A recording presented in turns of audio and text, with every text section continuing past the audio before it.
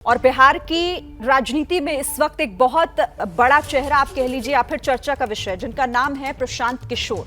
सीधे आपको लिए चलते हैं, मेरे सहयोगी प्रकाश इस वक्त हमारे साथ मौजूद हैं और वो चर्चा करेंगे, बातचीत करेंगे सीधे प्रशांत किशोर के साथ। प्रशांत किशोर जी, आपका स्वागत है और हम इंतजार कर रहे थे कि आपका वो बयान आए, क्योंकि कल हमने बिहार के मुख्यमंत्री नीतीश कुमार से पूछा था कि प्रशांत किशोर से आपकी मुलाकात हुई, तो उन्होंने कहा मुलाकात हुई थी और बाकी बातें तो प्रशांत किशोर ही बताएंगे। तो प्रशांत जी, आप ये बताइए कि आखिर कैसे आप सीएम से मिलने उनके आवास पर पहुंच गए और क्या बातचीत हुई? नहीं, कैसे पहुंच गए ये तो बात कोई इसमें आश्चर्यजनक क्या बात है। तो बिहार के मुख्यमंत्री हैं, पिछले कई महीनों से मेरा उनसे एक सामाजिक राजनीतिक शिष्टाचार के नजर से मिलना बनता था। पिछली मुलाकात हो नहीं पाई थी। मेरे दोस्त और मित्र हैं पवन वर्मा, वो पटना में थे, उन्होंने कहा कि आप चलिए मिल लेना चाहिए, तो जाकर मिल लिया। और किसी कोई सीक्रेट मुलाकात तो है नहीं, उनका ऑफिशियल रेजिडेंस पर मुलाकात हुई। दिन में 4:30 बजे 1-1.5 घंटे तक उनसे मुलाकात हुई। इसमें कोई आश्चर्य वाली कोई बात है नहीं। सवाल इसलिए महत्वपूर्ण इसलिए आश्चर्य की बात है क्योंकि आपसे जब हमने इंटरव्यू किया था। जी प्रकाश, आप पूछ लीजिए, पूछ लीजिए प्रकाश आप। हाँ, मैं ये पूछ रहा था प्रशांत जी, क्योंकि जब मेरी पिछली मुलाकात हुई थी, आपका इंटरव्यू मैंने जब किया था, तो उस समय आपने कहा था कि नीतीश कुमार से मेरा किसी तरह का समझौता या किसी तरह की बातचीत नहीं होगी। उन्होंने आपको ऑफर भी किया था पार्टी में आने का। तो आखिर अचानक ऐसा क्या हो गया कि आप नीतीश कुमार से मिलने उनके घर पहुंच गए? अरे, मैं आपको फिर से दोहरा देता हूँ। मैंने आपसे ये कहा था कि मतलब नीतीश जी की पार्टी जाने का या किसी तरह के समझौते का कोई सवाल नहीं है। आज भी वही उसी बात पर कायम है। आपसे ये थोड़ी ना कहा था कि कभी मुलाकात नहीं करेंगे। वो चीफ मिनिस्टर हैं, मिलना चाहते हैं तो मिल लिया। इसमें जहां तक उनके साथ व्यक्तिगत शिष्टाचार वाली बात है, अगर मिलने की बात है, जाके मिलने में, उनकी बात सुनने में तो कोई दिक्कत है नहीं। कल हो कि कोई यहाँ मुद्दा अगर उठता है जिसको लेकर मुझे चीफ मिनिस्टर से जाकर मिलना होगा, तो जाकर मिल सकते हैं।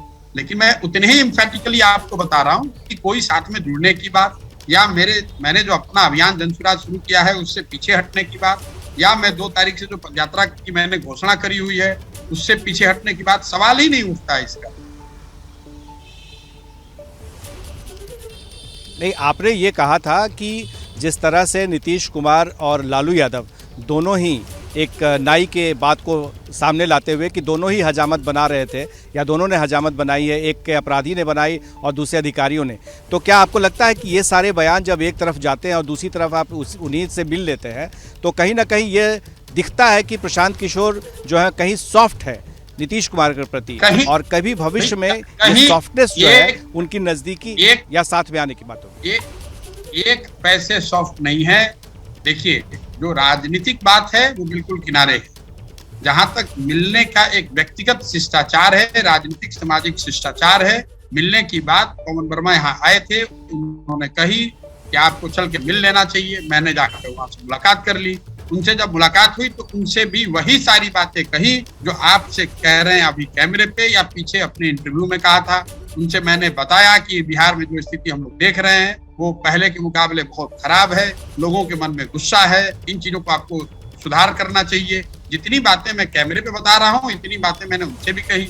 उन्होंने अपनी जो बात रखी, मैं उस बात को नहीं कहना चाहता हूँ, क्योंकि वो मेरा अधिकार क्षेत्र नहीं है। किसी के साथ व्यक्तिगत जो बात होती है उसको सार्वजनिक तौर पे बोलना मेरा ठीक नहीं है।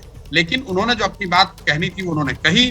जो पहले से ऑफर उन्होंने दे रखा है, ये बात तो मैंने आपको अपने इंटरव्यू में भी पहले बताया था। उस समय भी मैंने मना किया था, और आज भी जब भी कल मेरी जो मुलाकात हुई उसमें भी मैंने मना ही किया है। अच्छा, ये बड़ी बात आप बता रहे हैं कि आपको फिर से ऑफर आया लेकिन आपने उसे ठुकरा दिया। लेकिन एक सवाल है प्रशांत जी कि एक तरफ वार पलटवार हो रहा है मुख्यमंत्री नीतीश कुमार के साथ, दूसरी तरफ जो है प्यार, तकरार, मोहब्बत, ये रिश्ता आखिर कहलाता क्या है प्रशांत जी? ये रिश्ता इतना ही कहलाता है कि मेरा जो व्यक्तिगत संबंध है, अगर आप मुझे बुलाएंगे मुख्यमंत्री के नाते या अदरवाइज, तो मुझे मिलने में कोई गुरेज नहीं है। जहां तक मेरा राजनीतिक या प्रोफेशनल असेसमेंट है बिहार की स्थिति को लेकर, बिहार के लोगों की स्थिति को लेकर, उसमें कोई भी परिवर्तन ना है, ना होने की संभावना है।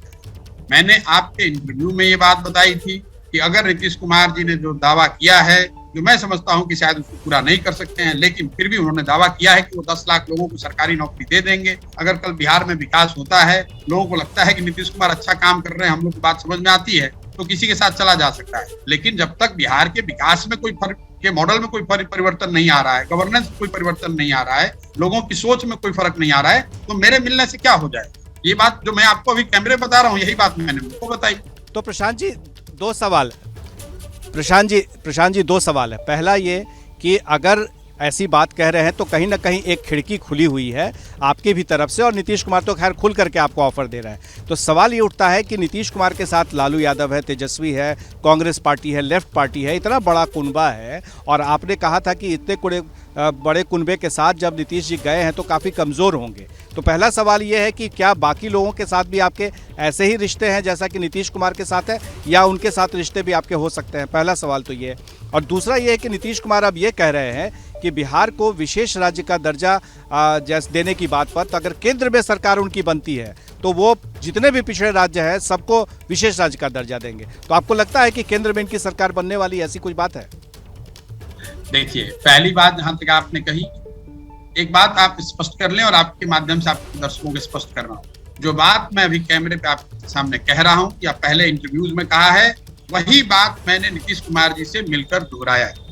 जो मेरा अपना असेसमेंट है बिहार को लेकर, बिहार के विकास को लेकर, लोगों के स्थिति को लेकर और गठबंधन को लेकर, मैंने जो बात गठबंधन को लेकर आपके साथ कैमरे पर कही, ये बात उनको भी कहा कि साहब 7 दलों के गठबंधन को लेकर, जिसमें इंटरनल कॉन्ट्रडिक्शंस कई तरह के हैं, आपको आगे चल पाना बहुत मुश्किल होगा।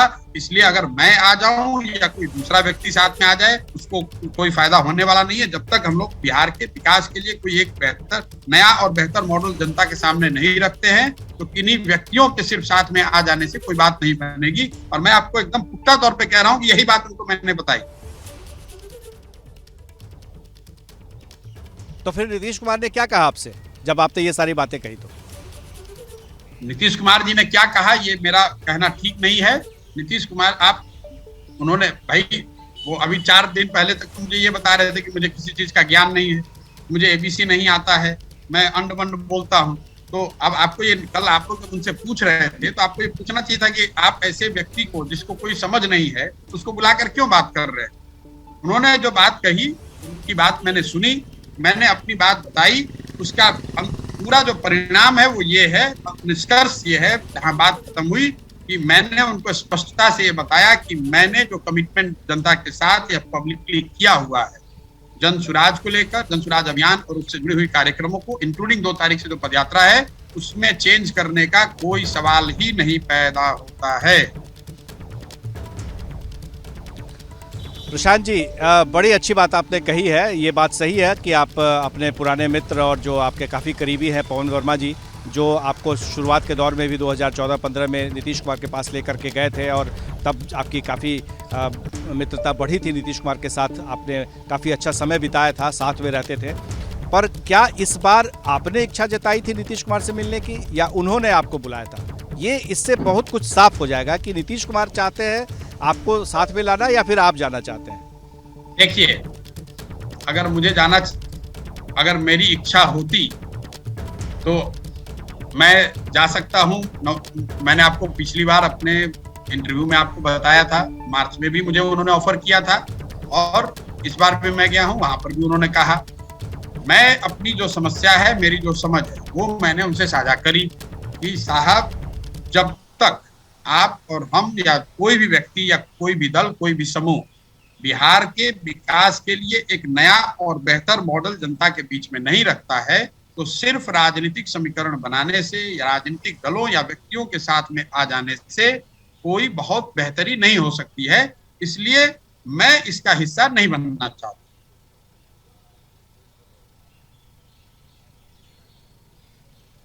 जी प्रशांत जी, आप आंकड़े और आकलन में दोनों ही एक्सपर्ट हैं, दोनों में ही, और आप सब जगह सटीक बैठते हैं। और आपको लग रहा है कि बिहार की राजनीति में जिस तरह से अभी बदलाव हुए हैं और 24 के चुनाव पर हर किसी की नज़र है, तो आपके आंकड़े और आकलन क्या कहता है, क्या होने वाला है 2024 में?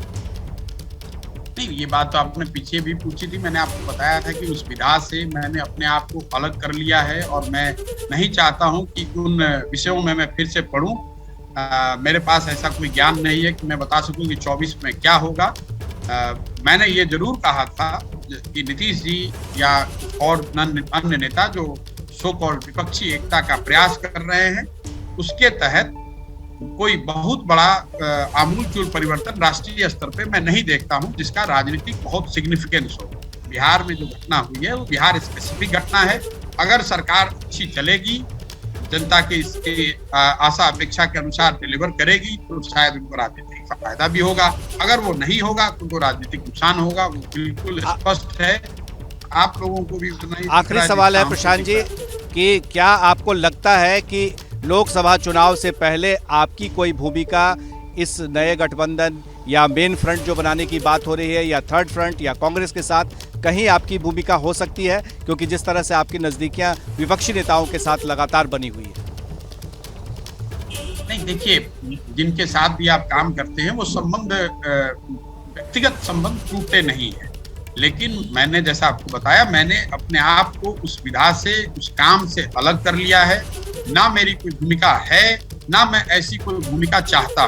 2 अक्टूबर से कम 1 साल और शायद 1.5 साल भी लग जाए, मैं तो बिहार के गांव में घूम रहा हूं। अभी आप मेरे से बात कर रहे हैं, मैं तो चंपारण के किसी गांव में बैठा हुआ।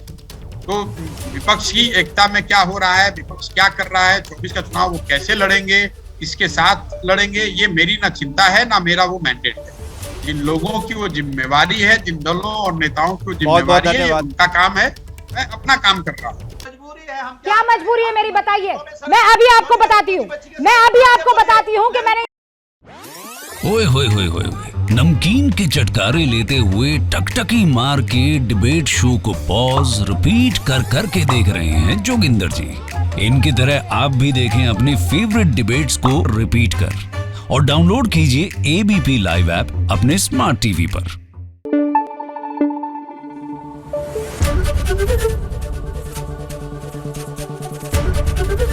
एबीपी न्यूज आपको रखे आगे।